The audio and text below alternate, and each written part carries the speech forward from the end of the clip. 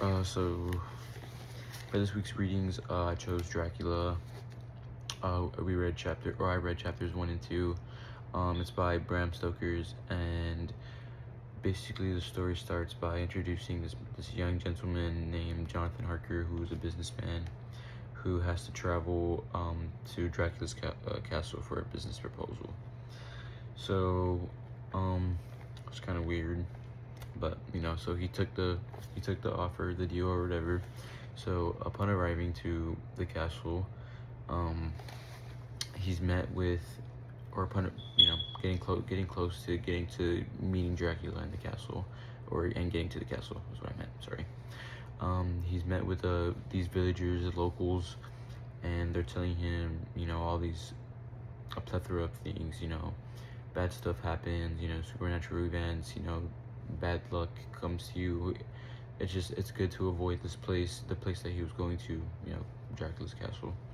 So, getting all these signs, all these warnings, he decides, which is, brave for him, because if that was me, I would have left. I wouldn't have, I don't care. I would have left. So he decides to ignore all these warning signs, and he proceeds to continue his journey, on going to the castle and meeting Dracula.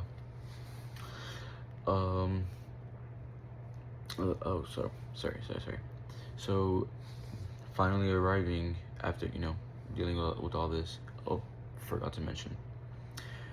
During his trip, he seems to notice some, given he notices supernatural things start to happen, such as blue flames, a driver having control, or supernatural abilities, having control over animals, this and that, etc.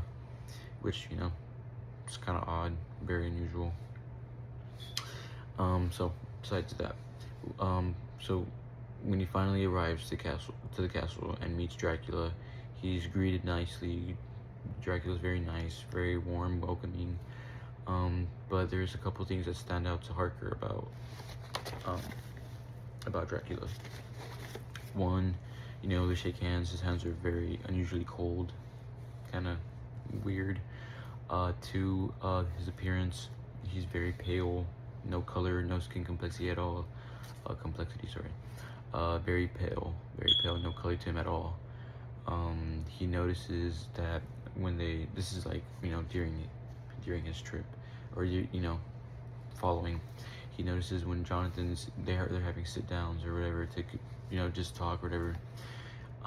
He never sees Dracula eat or drink anything, which is also very uncommon, because how are you, unless you're just eating somewhere else, but weird. But the most shocking thing that's said in the book is, he noticed that Dracula's reflection wasn't appearing in the mirror, which is weird. I'm pretty sure we would all be freaked out. Which, I would be freaked out if I saw someone, or if I was hanging out with someone and then they were invisible in the mirror. It's kind of weird. At the end of the book, we begin to realize that Jonathan also realizing that the prison. I messed up. Sorry. The castle is a prison. It's not a good place. Everything seems to be, confusing, and he says in the book, this castle is a prison and I'm a prisoner. So kind of gives us the context clues that we can use, that it's a bad place. He needs to find a way to escape. Sorry.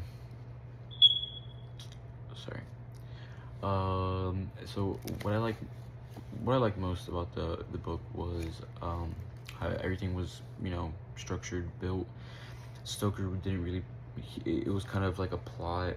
It kind of built his way through the things. It wasn't like he didn't jump straight into the action. It led into the things. Like foreshadowing, like the villagers. I'd say that was foreshadowing, because he was warned that all these things were gonna happen if he continued to, on his journey. And well, he did. So it was bound to happen to him, which it did. Bad things started to happen, or weird situations, weird events would occur. I just like how everything was put together. Everything was eerie. Everything was good. It was kind of creepy. which also leads into my expectations of the gothic genres. I would say my favorite genre is horror, like supernatural, more in that type of sense, because I do find that more interesting. Supernatural, I mean, there's a lot that plays into that. It's a bigger talk about that. So it really did. It was very, like I said, it was very eerie. So I mean, it really did. That's the expectations. You want it to be scary.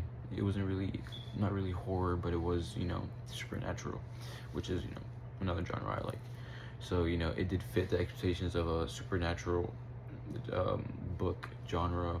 So I think I personally enjoyed reading it.